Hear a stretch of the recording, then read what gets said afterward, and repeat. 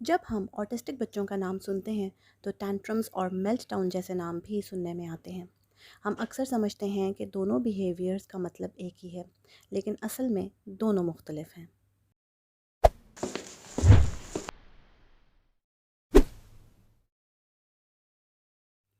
Tantrum जानबूझकर किए जाने वाला रवैया है। बच्चे टैंट्रम्स तब करते हैं जब उन्हें कोई चीज़ चाहिए होती है। वो रोते, चीखते, चिल्लाते, चीज़ें तोड़ते और मारते हैं। और जैसे ही उनकी बात मान ली जाती है, वो ये सब रवैये छोड़कर बिल्कुल नॉर्मल हो जाते हैं। मेल्टडाउन गैर ज़ाती तौर पर किए जाने वाला रवैया है। बच्चे मेल्टडाउन तब करते हैं जब सेंसरी ओवरलोड होता है, रूटीन्स के बदलने, ज़्यादा इंफॉर्मेशन को प्रोसेस करने की सूरत में, किसी ऐसी जगह जहां उनकी कोई दिलचस्पी ना हो या आवाज़ें बहुत ऊंची हों। मेल्टडाउन्स में भी बच्चे रोते, चीखते, चीज़ें तोड़ते और गुस्सा करते हैं। बाज़ औक़ात इसमें मुकम्मल शटडाउन भी हो जाता है और इस हालत में बच्चा कुछ भी समझने से कासिर होता है। बच्चा अपने आप को कंट्रोल नहीं कर सकता। बच्चे टेंट्रम्स मकसद के तहत करते हैं।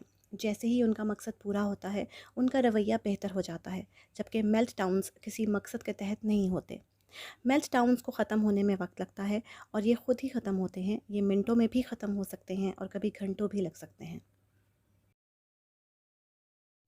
टेंट्रम्स रुक जाते हैं जब उन रवैयों को नज़रअंदाज किया जाता है, जबकि मेल्टडाउन को नज़रअंदाज करने से भी ये ख़त्म नहीं होते। टेंट्रम्स को रिवॉर्ड सिस्टम के ज़रिए बेहतर बनाया जा सकता है, जबकि मेल्टडाउन्स पर रिवॉर्ड सिस्टम का कोई असर नहीं होता। टेंट्रम्स को एक्टिविटीज़ के थ्रू भी बेहतर बनाया जा सकता है। मिसाल के तौर पर, हम जब भी अब्दुल्ला के साथ किसी भी फ़ास्ट फूड रेस्टोरेंट के सामने से गुज़रते थे, अब्दुल्ला रोना शुरू कर देता था। उसे बर्गर्स और फ्रेंच फ्राइज़ चाहिए होते थे। अगर हम उसे बर्गर्स ले देते तो वो चुप हो जाता, और अगर ना लेके देते तो वो सारे रास्ते वापस घर आने तक रोता रहता।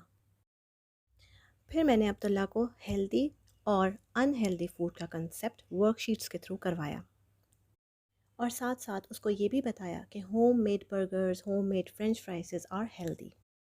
ये सब एक्टिविटीज़ करवाने के बाद हम जब भी किसी फ़ास्ट फूड रेस्टोरेंट के सामने से गुज़रते थे, अब्दुल्ला खुद ही कहता था, home made burgers are healthy, home made French fries are healthy.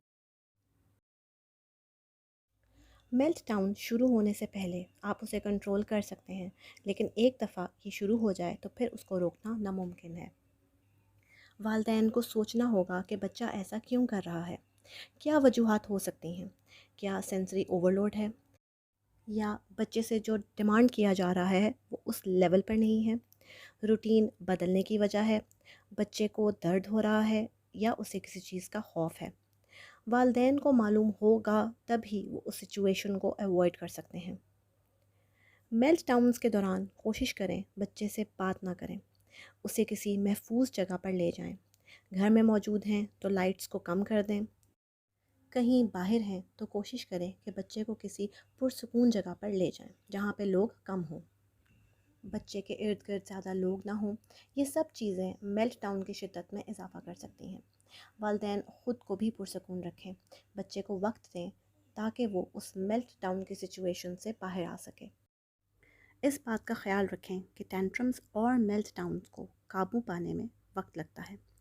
जिन वजूहात से ये रवैये होते हैं, उनका समझना और बच्चे को ये सिखाना कि वो कैसे अपने रवैये को बेहतर बना सकता है।